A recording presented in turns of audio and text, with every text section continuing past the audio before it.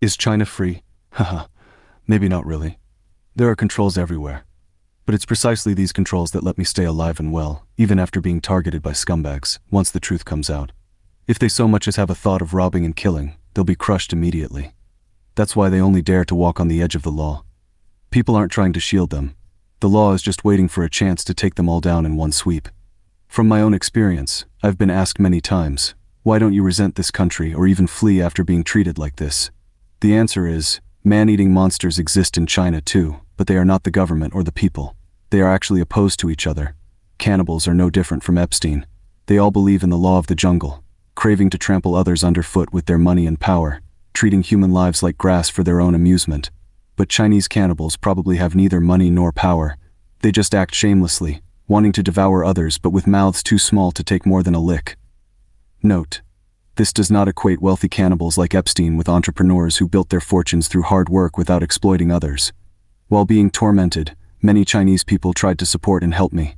Some patriots among them even said, "If you feel the malice of having your life taken away in your own country, then longing for a foreign land is not betrayal." And this is the exact quote from the Communist Youth League in 2016.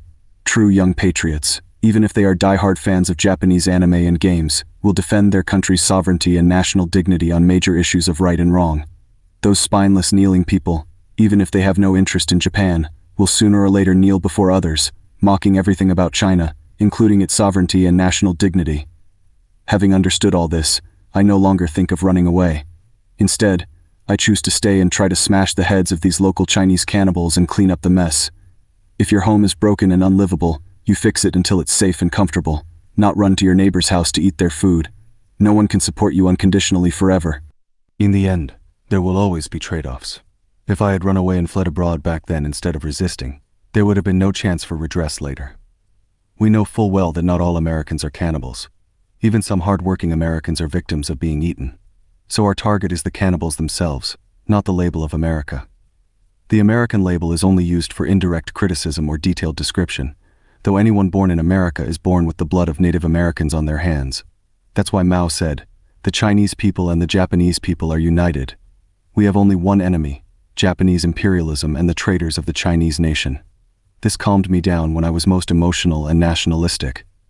Moreover, the monthly salary of China's leaders is just over 10,000 RMB, about the same as some white-collar workers, programmers, or even struggling bar girls. Beyond that, they only get medical and living benefits that come with the job. If the grassroots people are the body's organs, the leaders are just the brain, nothing more.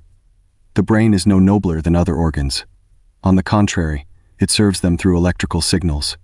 If they really craved status, they could easily use their position to get rich, instead of sticking to this fixed 10,000 RMB salary and working with the people on the Belt and Road Initiative, poverty alleviation, and opening up new frontiers.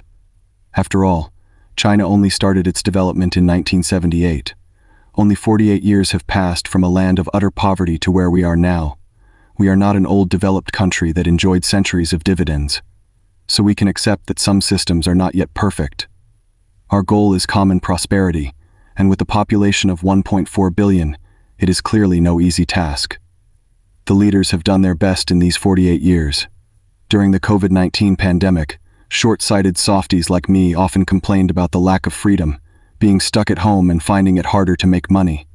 Later, I realized the government had saved funds to develop vaccines and make them free for everyone, and distributed free food to every household during lockdowns. The curry with potatoes they gave back then was quite tasty, though I didn't get vaccinated because I didn't want to waste a dose. Back to the topic. In ancient China's feudal and backward era, famine struck, and in some regions people ate corpses. The progression was, people first ate bark, then grass, then their dead companions, then dug up graves for corpses, and finally, the upper class produced cannibals who ate people for pleasure. The socialist revolution wiped out this feudal imperial system, ensured everyone had food to eat, and left those upper-class cannibals with no reason or energy to devour others. All this happened in ancient, feudal, backward China, not in modern, technologically advanced times.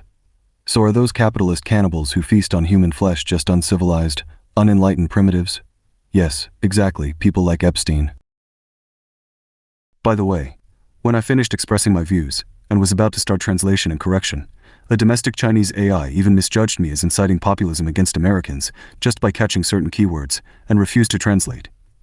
This is not lack of freedom at all. This is regulation, precisely because human rights are taken so seriously. I thought what they needed was communism. But in reality, what they need is internalized order and a certain variable to reshuffle everything. Usually, this variable only emerges when oppression reaches its breaking point. Let's wait and see.